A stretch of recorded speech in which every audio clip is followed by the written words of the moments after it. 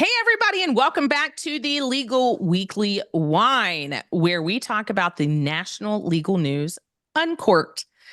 I have been told to say we are officially into our new name.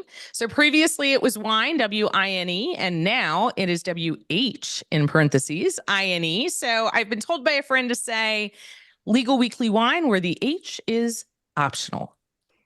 So here we are. We are starting off. We're ending the year. This time we're going to have two different sessions on this one. We are doing, for this particular podcast, we're doing the Louisiana and Texas cases regarding the 10 Commandments and being placed in public schools or all schools.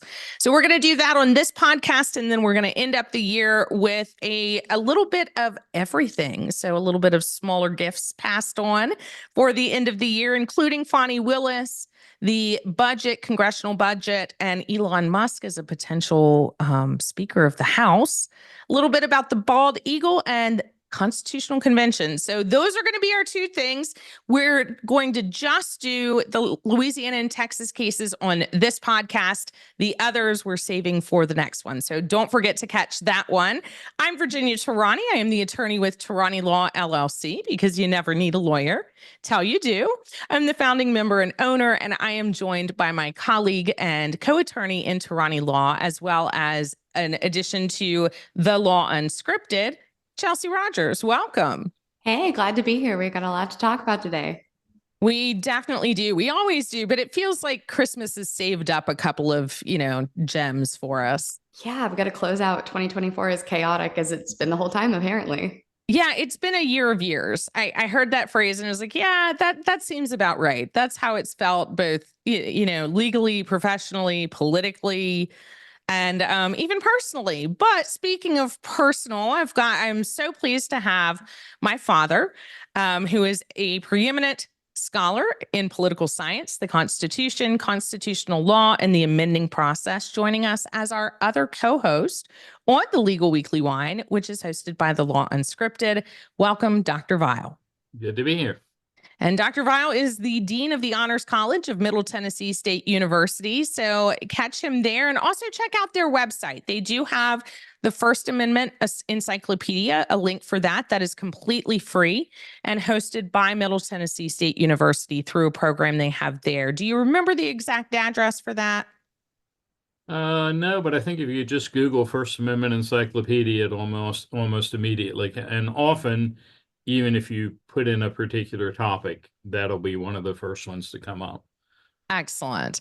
Okay, so check that out, and also check out thelawunscripted.com. We know most of your finals are over, law students, but you have new classes coming up in January, or continued classes.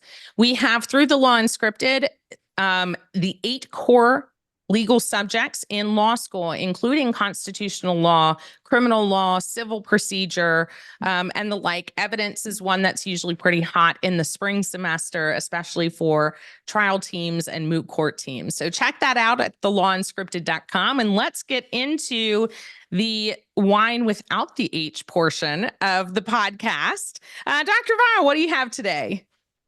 Some Pepsi. Oh, standby. Yep. I love it. So you guys check out the new pictures we have for the Legal Weekly Wine. I think they're hilarious. I think they're great. And I tell you, we had so much fun creating those pictures. And Dr. Vial, I got to tell you, the first picture was with you with a couple of wine glasses. Oh, okay. Okay, we got to change those. Dr. Vial can't have the wine glass. He's not drinking wine. So it took us a really long time for the picture to get the wine glass out of your hand, which was quite funny. Okay, Chelsey, what are you drinking?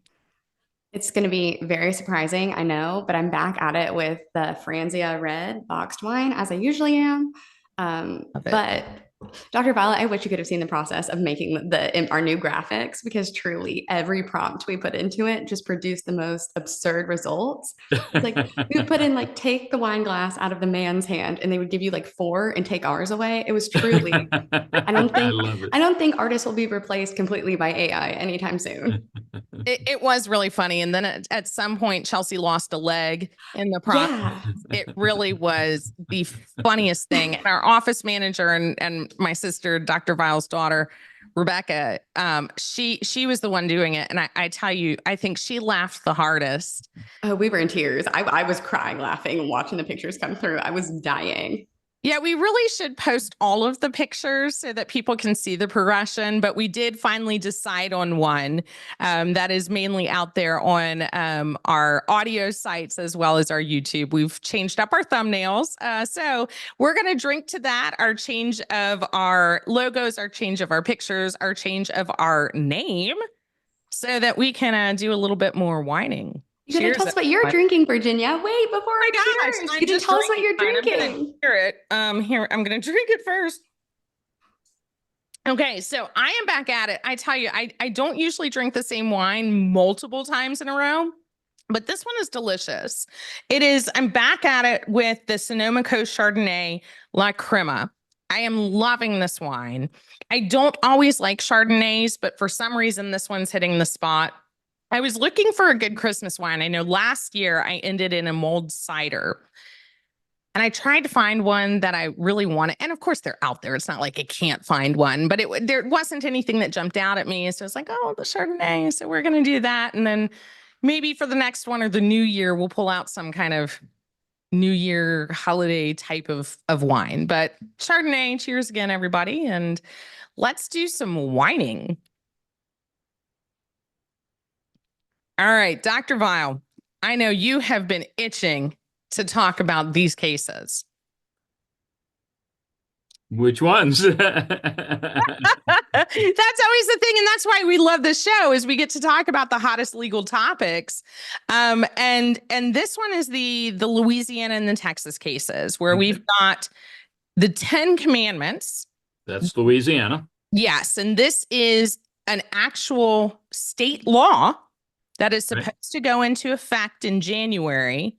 All public classrooms, including, as I understand it, colleges and universities. Yes. Which is a farther reach than I can recall from past cases. I don't ever remember a case involving there have been some like where they posted it in courthouses or whatever. Right. But I can't remember one that specifically affected colleges and universities. Yeah, and it's not even, I was really shocked by this one because it wasn't someone who went ahead and posted it in the public school. And no, it's a state law. It's an actual state law encompassing the entire state. And so it's been reviewed by U.S. District Judge John, I don't know that I'm going to pronounce this right. And I even took French. And lived in Louisiana. Gravaillé, maybe? Probably. That's the A or O, depending on the E-A-U-X or. It's E-L-L-E-S or de Gravaillé, de Gravel, de Gravel. I don't know. Don't remember. They're gonna let us know in the comments. I'm sure they're gonna tell us. Well, I'm butchering the name, but he's from Baton Rouge, U.S. District Judge. And he has effectively stopped the law from going into effect on January 1st. And let's discuss why he would do that, what chance the law has of going through. But I want to start, before we get into that, I want to start with some background. Because let me stop a minute. Did he, my understanding, and you've caught me a little short here because I read this 2 or 3 weeks ago and we didn't get to it then.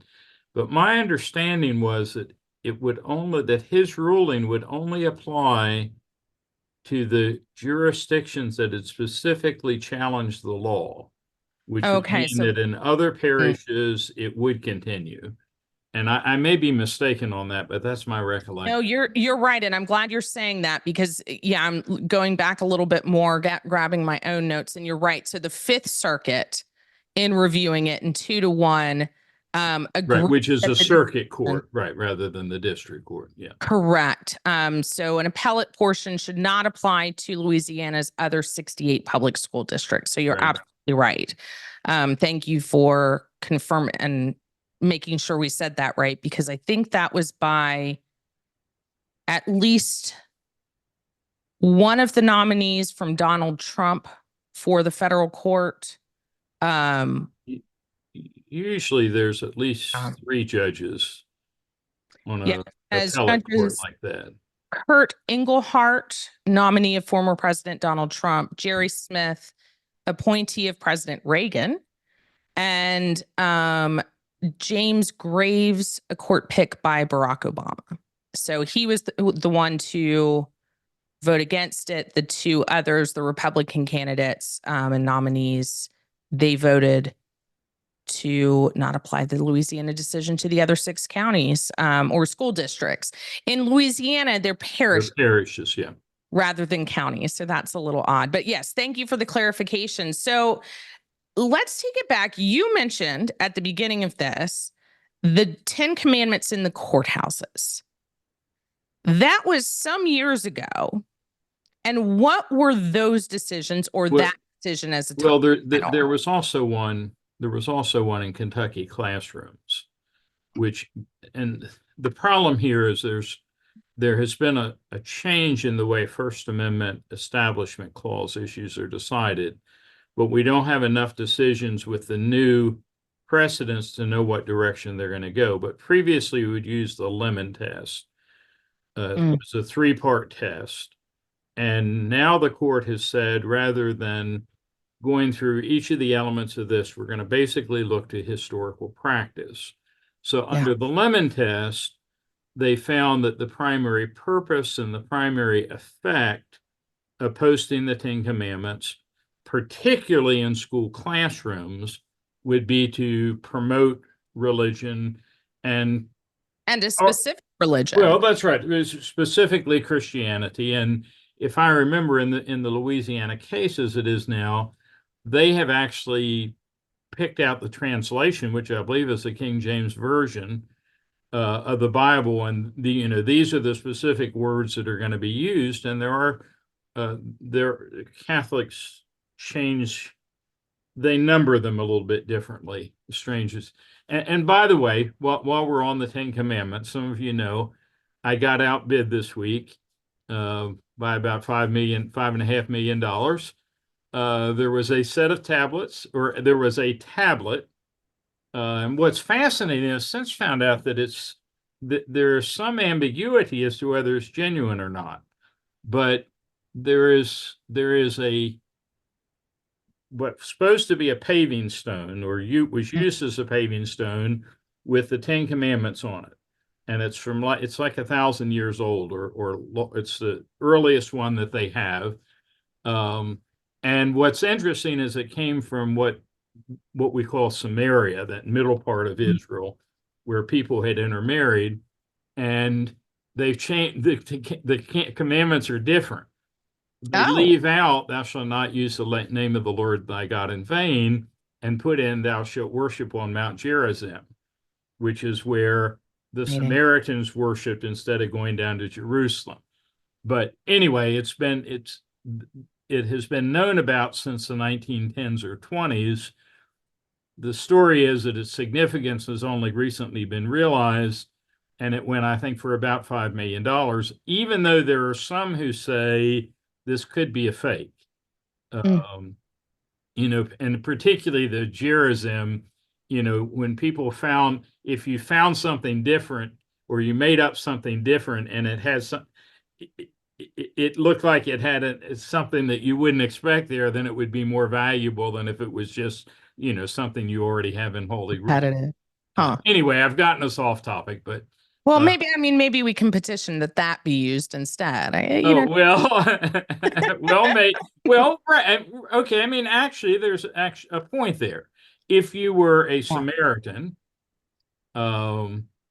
read today, if you are a Buddhist or a Muslim or Hindu, there might be something that you would prefer to have in there rather than one of the, if you were a polytheist, thou shalt have no other gods before me. Well, there are plenty of other gods from your, from the perspective. Or none. Apparently you can just. Right. Or if you were an atheist, right. As long as you just eliminate the first 4 dealing with relationship to God, and we'll concentrate on the last 6. I think that means there are multiple gods, and we just have to rank them in order. Like, your MySpace top 8, like as long as you're following the rules, apparently you're good. So with the courthouse cases, how were those decided? Were they allowed in the courthouse? No.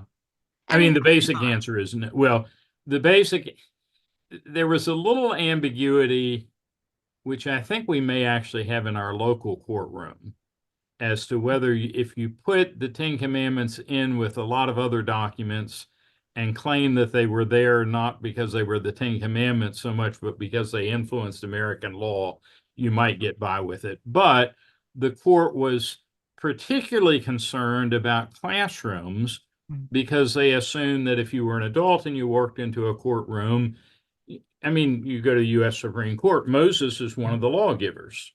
Right. And my understanding, I knew somebody who worked as a guide there, and I believe Muhammad is also one of the lawgivers. And this is very offensive to Muslims. Some Muslims who come in, because some Muslims believe it's wrong to have depictions of the prophet. But they would be adults. They could avert their eyes. You know, they don't have to accept it as gospel. Yeah, I guess it's not. First is more the idea of indoctrination of children. Right. Yeah. So, but, you know, in the 19th, the problem is the historical standard that the court has used. Now, they've used it before. So there's a case out of Nebraska where the Supreme Court upheld a chaplain, hiring a chaplain to give a prayer at the beginning of each day. Right. And they said, if you go back in American history, we've done that for a long time. But this is in replace of the Lemon test. So Chelsey, you've gone to law school the most recently. Did you learn the Lemon test or did you learn the historical test? The Lemon test. Me too.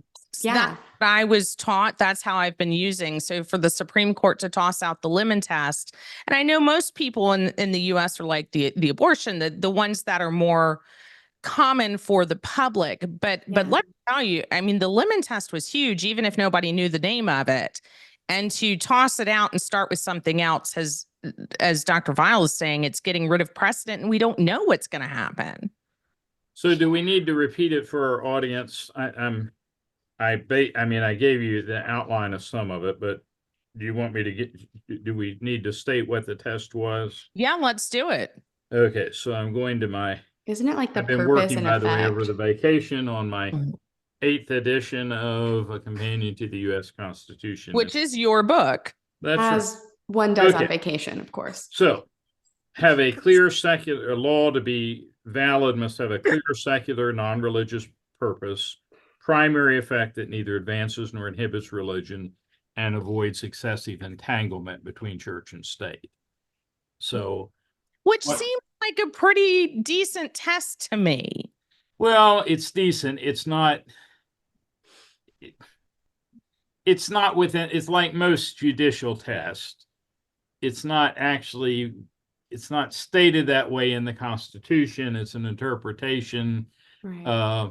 But to go to where we were, you know, the problem with the historical test is we don't necessarily have a specific analog to what's happening now, because in the 18th and 19th century, most education would have taken place by pastors or priests, or some of it would have been parochial. It was, you know, Thomas Horace Mann, I guess it is, you know, develops the system of public schools.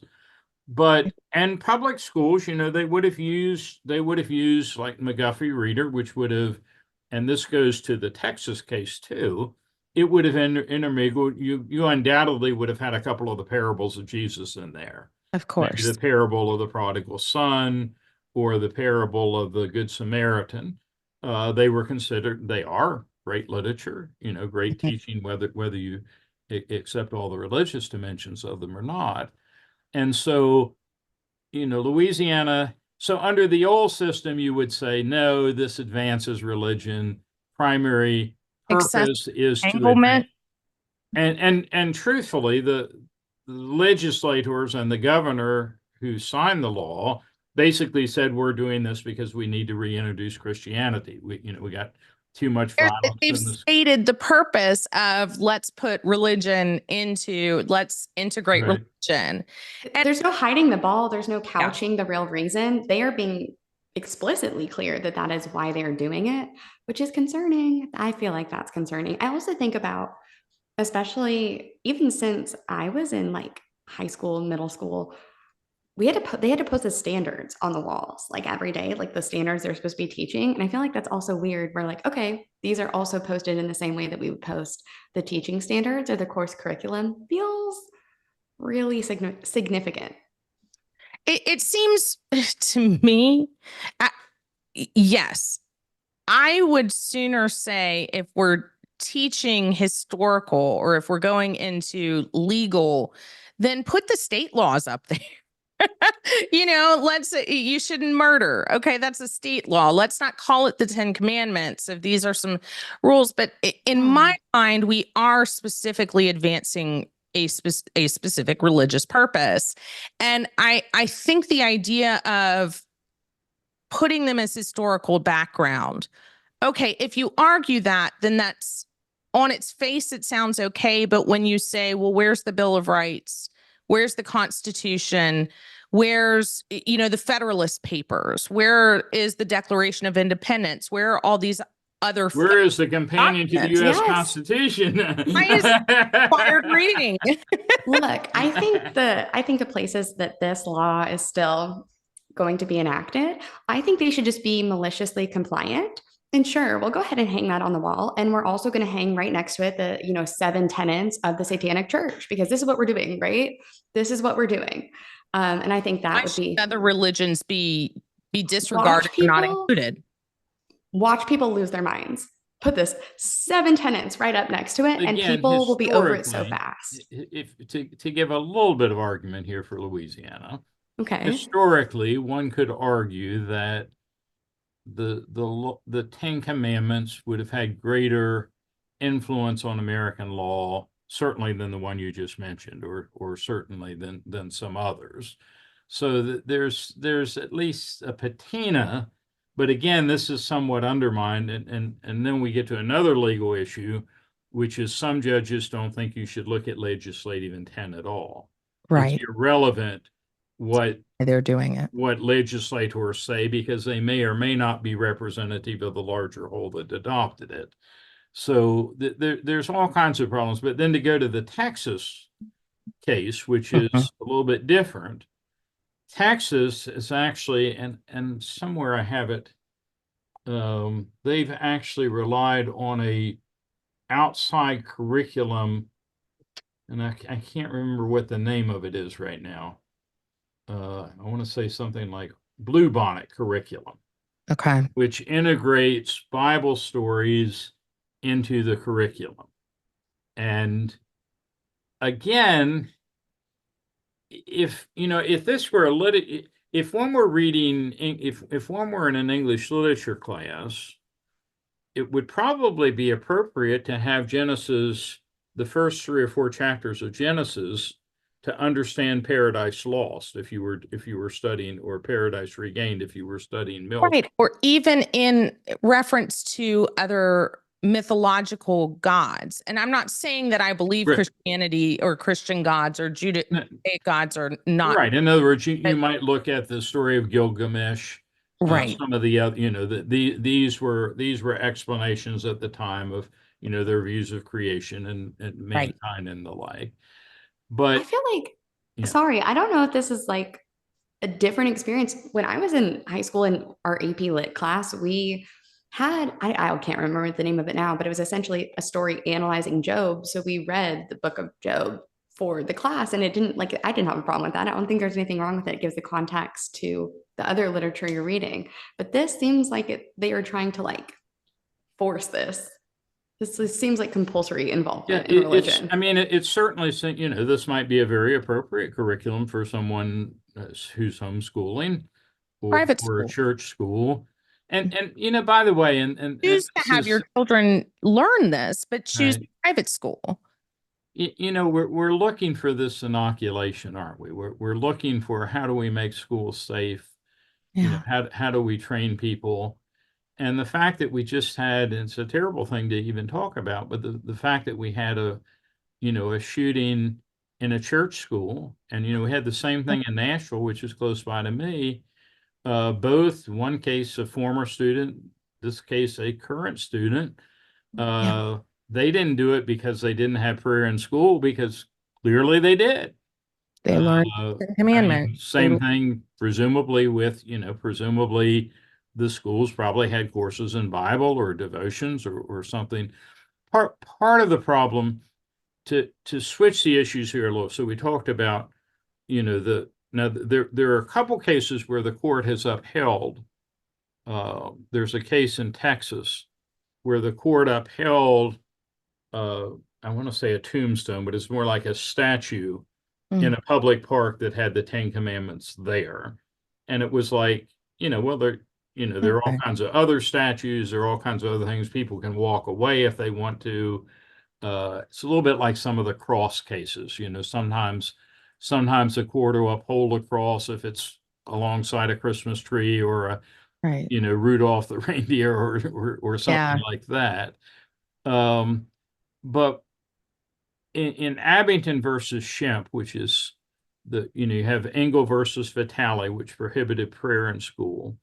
And then Engel comes along, Abington comes along in 1963, the next year, and says, you can't have devotional Bible reading in school. And I think here's where, this is going to be the dicey part. Is it possible that you could say this curriculum is not devotional at all, it's simply instructional? And I don't know. I don't know enough about the curriculum to be able to say. What's the difference? How would you, okay, and I mean this sincerely, how would you really say what's the difference between it being instructional or devotional? Like how do you draw that line? If you're asking everybody to bow their head, then clearly that would probably be devotional. Right. If you are discussing the text versus reading the text. That's what I'm like. Again, that feels like a weird decision. When I was in 11th or 12th grade, we read the book of Revelation. Yeah. And I actually learned more from reading it there than some of the things I had heard in church. Oh, it was absolutely. like some of the explanations I had heard made better sense from a literary standpoint. This is a form of apocalyptic literature. Yeah. And this is these are how symbols are used in that. Made me take a little bit more critical view of some of my own thoughts on it.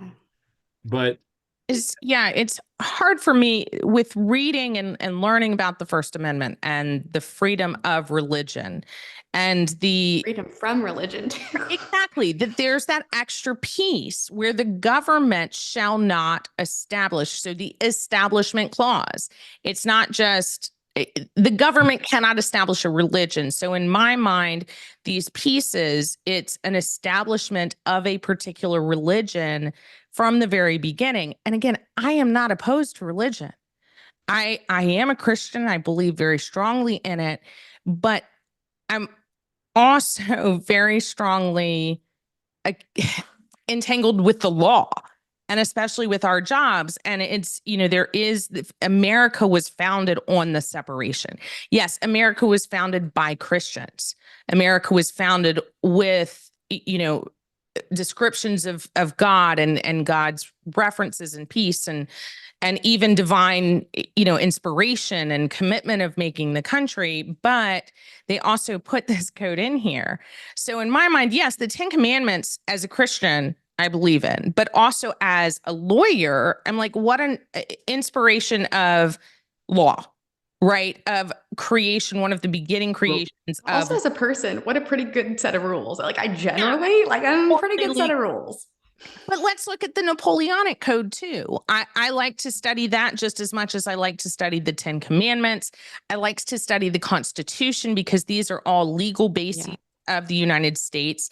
I like the Federalist Papers. I like all of these things. So why am I going to be focused on one versus all of these others? And honestly, so here's another, and maybe I'm going down a rabbit hole, but if we want historical documents, are we going to put the original Constitution up with the, personage of a slave?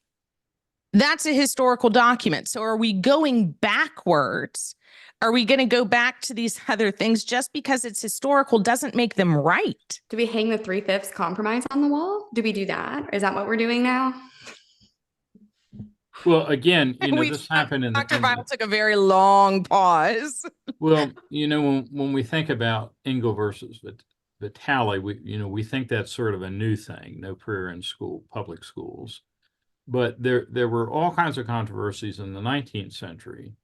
And what essentially happened is the country was very predominantly Protestant.